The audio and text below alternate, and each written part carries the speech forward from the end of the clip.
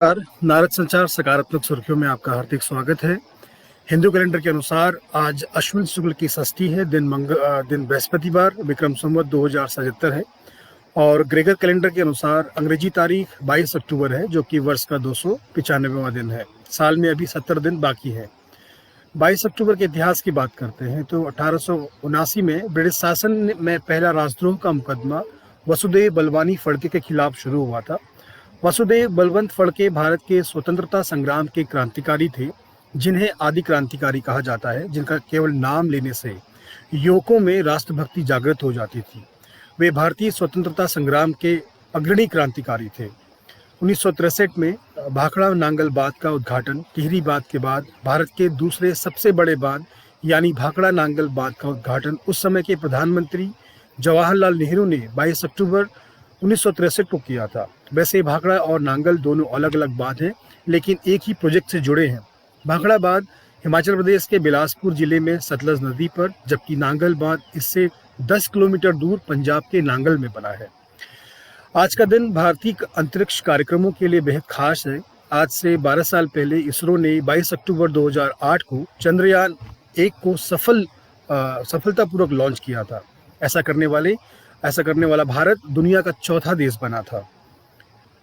भारत 1947 में जम्मू कश्मीर पर हमले में पाकिस्तान की भूमिका को उजागर करने के लिए 22 अक्टूबर को काला दिवस के रूप में मना रहा है। भारत की आज़ादी के 2 महीने बाद 22 अक्टूबर 1947 को पाकिस्तान ने कश्मीर पर हमला किया था और सामूहिक लूट और बर्बरता को अंजाम दिया था। आइए रुख करते हैं आज के समाचारों की सकारात्मक सुर्खियों की ओर। केंद्रीय मंत्रिमंडल ने जम्मू कश्मीर के त्रिस्तरीय पंचायती राज प्रणाली के लिए जम्मू कश्मीर पंचायती राज अधिनियम को लागू करने की मंजूरी दी है। सूचना और प्रसारण मंत्री प्रकाश जावड़ेकर ने संवाददाताओं को बताया कि इस पहल से देश के अन्य राज्यों की तरह जम्मू कश्मीर भी त्रिस्तरीय पंचायती राज प्रणाली उसमें लागू हो जाएगी। आवास और शहरी कार्य मंत्री हरदीप सिंह पुरी ने प्रभावी भूमि रिकॉर्ड प्रबंधन प्रणाली के महत्व को बल दिया है। उन्होंने ई धरती पोर्टल का शुभारंभ किया। इस पोर्टल से संपत्ति के लेन देन में पारदर्शिता बढ़ेगी। श्री पुरी ने भूमि रिकॉर्ड को डिजिटल रूप से और व्यवस्थित तथा पारदर्शी प्रणाली स्थापित करने की दिशा में कार्य करने की सराहना की है। इस प्रणाली का इस्तेमाल करने वालों के लिए अनुकूल है और उसे रहन सहन के लिए आसान बनाती है।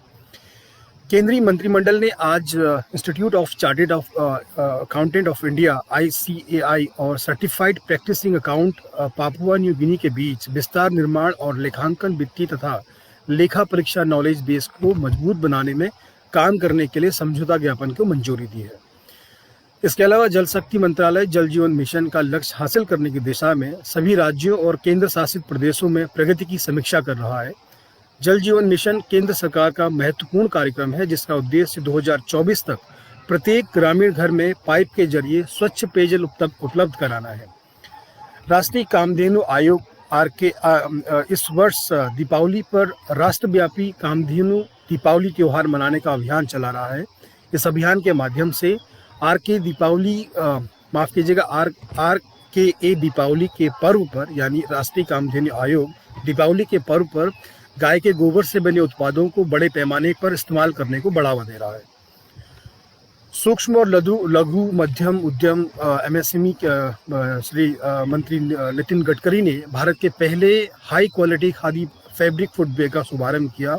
यह फुटवेयर खादी और ग्राम उद्योग आयोग ने डिजाइन किया है। ये फुटवेयर रेशम, कपास और ऊन जैसे खादी फैब्रिक से बनाए गए हैं। देश के सबसे बड़े बैंक भारतीय स्टेट बैंक ने होम लोन पर ब्याज दर में 0.25% तक छूट देने की घोषणा की है। सिविल स्कोर के आधार पर 75 लाख रुपए से अधिक का होम लोन लेने वाले उपभोक्ताओं को ब्याज दर में 0.25% की छूट दी जाएगी। ग्राहकों को इसके लिए बैंक के डिजिटल लैंडिंग प्लेटफॉर्म योनो के जरिए आवेदन करना होगा। ई-कॉमर्स कंपनी फ्लिपकार्ट के जरिए केवल 3 दिनों में 70 से ज़्यादा लोग करोड़पति बन गए हैं। इतना ही नहीं, 10,000 लोग लखपति भी बन गए हैं। कंपनी का कहना है कि इनसे ज़्यादातर लोग टियर 2 शहरों से आते हैं। फ्लिपकार्ट का कहना है कि इस बार कोरोना काल की वजह से लोगों ने ऑनलाइन शॉपिंग को ज़्यादा तरजीह दी है और जिसका लाभ ग्राहकों के साथ सेलर्स को भी हुआ है। आज के लिए इतना ही। कल इसी समय नारद संचार के पिटारे से सकारात्मक सुर्खियों को आपके लिए लेकर आएंगे। और हाँ, हमारे कार्यक्रम को शेयर जरूर करें तब तक आप स्वस्थ रहें, मस्त रहें, आपका दिन शुभ हो। नमस्कार।